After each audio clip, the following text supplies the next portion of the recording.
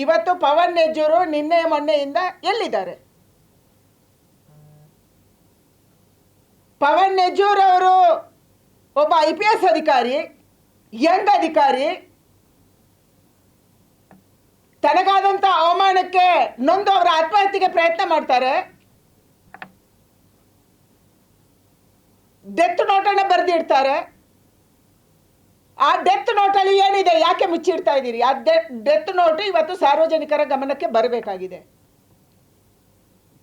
ನಮಗಿರುವಂಥ ಮಾಹಿತಿ ಪ್ರಕಾರ death ನೋಟಲ್ಲಿ 2 police officers, ಉನ್ನತ ಅಧಿಕಾರಿಗಳ ಹೆಸರಿದೆ. ಈ ಉನ್ನತ ಅಧಿಕಾರಿಗಳು ಬೆಂಗಳೂರಿನ DCPಯನ್ನ ತುಮಕೂರಿನ ರಿಸಾರ್ಟ್ಗೆ ಎಲ್ಲಿ ಕಳಿಸಿದ್ರಿ? ಫಾರ್ಮ್ ಹೌಸ್ಗೆ ನೀವು ಎಲ್ಲಿ ಕಳಿಸಿದ್ರಿ? ಯಾರನ್ನು ಕಳಿಸಿದ್ರಿ? ಯಾಕೆ ಕಳಿಸಿದ್ರಿ? ತುಮಕೂರು ಜಿಲ್ಲೆಯ ರಿಸಾರ್ಟಲ್ಲಿ ಏನು ನಡೀತಾ ಇದೆ? ಬೆಂಗಳೂರಿಂದ ಹೋದಂಥ DCP ಯಾರು? ಅವ್ರಿಗೆ ಯಾಕೆ ಹೋದ್ರು? ರಾಜ್ಯದ ಉನ್ನತ ಪೊಲೀಸ್ ಅಧಿಕಾರಿ ಅವರನ್ನು ಯಾಕೆ ಕಳಿಸ್ಕೊಟ್ರು?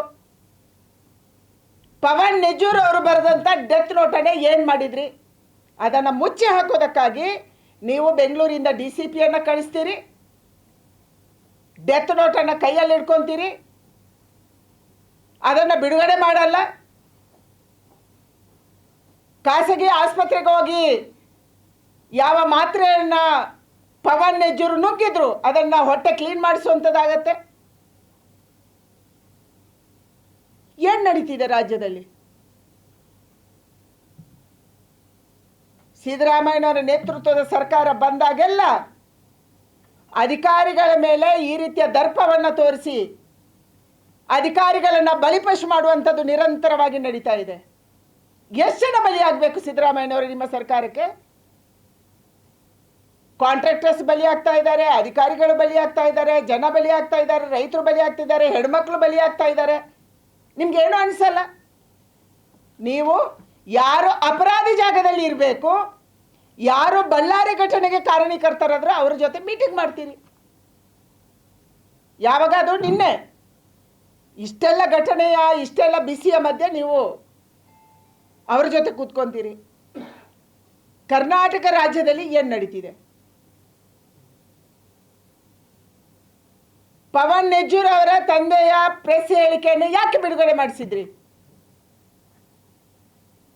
ನಿಮ್ಮ ಮಂತ್ರಿಗಳು ಹೇಳ್ತಾರೆ ಪವನ್ ನೆಜ್ಜೂರ್ ಅವರು ಬಳ್ಳಾರಿ ಘಟನೆ ಆದಾಗ ಇರಲೇ ಇಲ್ಲ, ಅವರು ಆಗಷ್ಟೇ ಹೋಗಿದ್ರು. ಸರಿ, ಎಷ್ಟು ಸುಳ್ಳು ಹೇಳುತ್ತೆ ನಿಮ್ಮ ಸರ್ಕಾರ ಅಂತ ಇವತ್ತು ಮಾಧ್ಯಮದವರು ತೋರಿಸ್ತಾ ಇದ್ದಾರೆ. ಪವನ್ ನೆಜ್ಜೂರು ಆ ಜಾಗದಲ್ಲಿ ಇದ್ರು, ಲೈವ್ ಬರ್ತಾ ಇದೆ. ನೀವು ಯಾರಿಗೆ ಸುಳ್ಳು ಹೇಳಕ್ಕೆ ಹೊರಟಿದ್ದೀರಿ? ಯಾರನ್ನ ರಕ್ಷಣೆ ಮಾಡಕ್ಕೆ ಹೊರಟಿದ್ದೀರಿ? ನಿಮ್ಮ ಗೂಂಡಾ ಶಾಸಕರನ್ನ ನೀವು ರಕ್ಷಣೆ ಮಾಡಕ್ಕೆ ಹೊರಟಿದ್ದೀರಿ. ಇವತ್ತು ಪವನ್ ನೆಜ್ಜೂರ್ ಅವರಿಗೆ ನ್ಯಾಯ ಬೇಕಾಗಿದೆ. ರಾಜ್ಯದ ಪೊಲೀಸ್ ಅಧಿಕಾರಿಗಳ, ರಾಜ್ಯದ ಇತರ ಅಧಿಕಾರಿಗಳ, ರೆವೆನ್ಯೂ ಅಧಿಕಾರಿಗಳ ನೈತಿಕ ಬಲ ಕುಗ್ತಾ ಇದೆ. ಒಂದು ನಿಮ್ಮ ಬಿಡ್ಡಿಂಗ್ ಕಾರಣಕ್ಕೆ ಬೆಂಗಳೂರಲ್ಲಿ ಮನೆ ಬಾಡಿಗೆ ಪಡೆಯೋಕ್ಕೆ ಜನ 11 ತಿಂಗಳ ಅಗ್ರಿಮೆಂಟ್ ಮಾಡ್ಕೊತಾರೆ. ಕೇವಲ 11 ತಿಂಗಳು ಬೆಂಗಳೂರಲ್ಲಿ ಇರೋದು. ಅದೇ ರೀತಿ ನಿಮ್ಮ ಅಧಿಕಾರಿಗಳ ಬಿಡ್ಡಿಂಗ್ 11 ತಿಂಗಳಿಗೆ ಬದಲಾವಣೆ ಆಗ್ತಾರೆ. ಹೊಸಬರಿ ಹೆಚ್ಚು ದುಡ್ಡು ಕೊಟ್ಟರೆ ಆ ಜಾಗಕ್ಕೆ ಬರ್ತಾರೆ, ಇಲ್ಲ ನೀನು ಅದಕ್ಕಿಂತ ಹೆಚ್ಚು ದುಡ್ಡು ಕೊಡಬೇಕು. ಬೆಂಗಳೂರಲ್ಲಿ ಒಂದು ರೀತಿಯ ಬಿಡ್ಡಿಂಗು, ರಾಜ್ಯದ ಇತರ ಕಡೆ ಇನ್ನೊಂದು ರೀತಿಯ ಬಿಡ್ಡಿಂಗು. ಜಮೀರ್ ಖಾನ್ ಅವರ ಬಿಡ್ಡಿಂಗಿನ ಕಾರಣಕ್ಕಾಗಿ ಇವತ್ತು ಪವನ್ ನೆಜ್ಜೂರ್ ಅವರು ಬಲಿಯಾಗಿದೆ. ಇದು ಬಹಳ ಸ್ಪಷ್ಟ ಇದೆ. ಬಳ್ಳಾರಿಯನ್ನು ಏನು ಮಾಡಕ್ಕೆ ಹೊರಟಿದ್ದೀರಿ? ಜಮೀರ್ ಖಾನ್ ಅವರೇ, ನೀವು ಏನು ಮಾಡಕ್ಕೆ ಹೊರಟಿದ್ದೀರಿ? ದಯಮಾಡಿ ಇಂಥ ಅಧಿಕಾರಿಗಳನ್ನು ಬಲಿಪಡುವುದನ್ನು ನೀವು ಮೊದಲು ನಿಲ್ಲಿಸಿ. ಪವನ್ ನೆಜ್ಜೂರ್ ಅವರ ಸಸ್ಪೆನ್ಷನ್ಗೆ ಸರ್ಕಾರ ಇವತ್ತು ಉತ್ತರ ಕೊಡಬೇಕು. ಪವನ್ ನೆಜ್ಜೂರ್ ಅವರ ಆತ್ಮಹತ್ಯೆಗೆ, ಇವತ್ತು ಆತ್ಮಹತ್ಯೆಯ ಪ್ರಕರಣಕ್ಕೆ, ಅವರ ಪ್ರಯತ್ನಕ್ಕೆ ಸರ್ಕಾರ ಉತ್ತರ ಕೊಡಬೇಕು.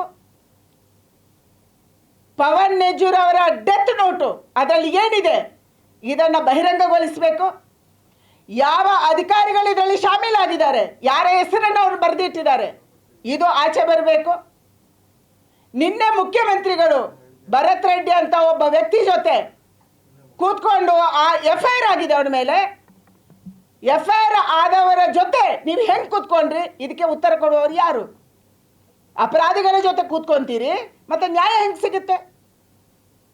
ಯಾರ ಹತ್ರ ನ್ಯಾಯ ಕೇಳಬೇಕು? ಅದಕ್ಕಾಗಿ ನಾನು ಆಗ್ರಹ ಮಾಡ್ತೀನಿ, ಈ ಎಲ್ಲ ಅಂಶಗಳು ಕೂಡ ಇವತ್ತು ಆಚೆ ಬರಬೇಕಾಗಿದೆ. ನಮ್ಮ ಪೊಲೀಸ್ ವ್ಯವಸ್ಥೆಗೆ ದೇಶದಲ್ಲಿ ಒಳ್ಳೆಯ ಹೆಸರಿದೆ.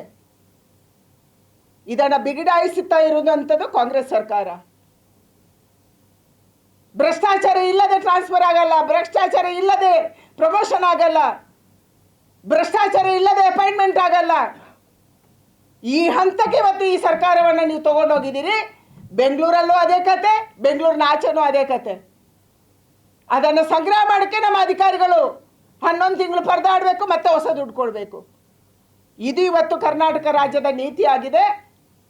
ಕಾಂಪಿಟೀಷನು, ಉಸ್ತುವಾರಿ ಸಚಿವನಿಗೆ ಎಷ್ಟು, ಮುಖ್ಯಮಂತ್ರಿ ಮನೆಗೆ ಎಷ್ಟು, ಉಪಮುಖ್ಯಮಂತ್ರಿ ಮನೆಗೆ ಎಷ್ಟು, ಯಾವ ಮಂತ್ರಿಗಳಿಗೆ ಎಷ್ಟು, ಆಯಾ ಕಾಂಗ್ರೆಸ್ ಶಾಸಕನಿಗೆ ಎಷ್ಟು, ಇದು ಇವತ್ತು ಕರ್ನಾಟಕದಲ್ಲಿ ನಡೀತಾ ಇರೋದು. ಜನ ಬೇಸತ್ತಿದ್ದಾರೆ, ಅಧಿಕಾರಿಗಳು ಬೇಸತ್ತಿದ್ದಾರೆ. ನಿಮ್ಮ ಅಧಿಕಾರಿಗಳನ್ನು ಒಂದಿನ ಕುಂಡ್ರಿಸ್ಕೊಂಡು ಕೇಳಿ ಸಿದ್ದರಾಮಯ್ಯನವರು, ನೀವು ಯಾವತ್ತು ಅಧಿಕಾರಿಗಳ ಸಭೆ ನಡೆಸಿದ್ರಿ? ಎಲ್ಲಿ ಜಿಲ್ಲಾ ಸಭೆ ನಡೆಸಿದ್ರಿ? ಎಲ್ಲಿ ಅಧಿಕಾರಿಗಳ ಸಭೆ ನಡೆಸಿದ್ರಿ? ಕೇಳಿ ಅವರನ್ನು, ನಿಮ್ಮ ಕಷ್ಟ ಏನಪ್ಪ ಅಂತ ಕೇಳಿ. ಆವಾಗ ನಿಮಗೆ ಉತ್ತರ ಬರುತ್ತೆ. ನಾನು ಮೊನ್ನೆ ಏರ್ಪೋರ್ಟಿಂದ ಬರುವಾಗ ಒಬ್ಬರ ಅಧಿಕಾರಿಗೆ ಫೋನ್ ಮಾಡಿದೆ, ಯಾಕೆ ಇಷ್ಟೊಂದು ಟ್ರಾಫಿಕ್ ಇರುತ್ತೆ? ಮೊದಲು ಇಷ್ಟು ಇರ್ತಾ ಇರಲಿಲ್ಲ, ಇವತ್ತು ಬ್ರಿಡ್ಜ್ ಮೇಲೆ ಕೂಡ ಟ್ರಾಫಿಕ್ ಇರುತ್ತೆ ಅಂಥೇಳಿ. ಆ ಬ್ರಿಡ್ಜ್ ಮೇಲೇನೂ ಸಂಗ್ರಹ ಮಾಡ್ತಾರೆ ನಿಲ್ಲಿಸ್ಕೊಂಡು. ಯಾಕೆ ಅಂತ ಕೇಳಿದರೆ ಅವರು ಹೇಳ್ತಾರೆ, ನಾವು ಮಂತ್ಲಿ ಪೇಮೆಂಟ್ ಮಾಡಬೇಕು, ಸಂಗ್ರಹ ಮಾಡಿಲ್ಲ ಅಂದರೆ ನೀವು ಕೊಡ್ತೀರಾ ಅಂತ ನನಗೆ ತಮಾಷೆಗೆ ಅಧಿಕಾರಿ ಕೇಳಿದರು. ಇದು ಅವರ ಮಾತು, ಇದು ಅಧಿಕಾರಿಗಳ ಮಾತು. ನಾವಿಲ್ಲಿ ಕಲೆಕ್ಷನ್ ಮಾಡಿಲ್ಲ ಅಂದರೆ ಪ್ರತಿ ತಿಂಗಳು ನಾವು ಎಲ್ಲಿಂದ ಕೊಡೋದು? ಪೇಮೆಂಟ್ ಎಲ್ಲಿಂದ ಮಾಡೋದು? ಇದು ನಮ್ಮ ಅಧಿಕಾರಿಗಳು ಕೇಳ್ತಾ ಇರುವಂಥ ಪ್ರಶ್ನೆ.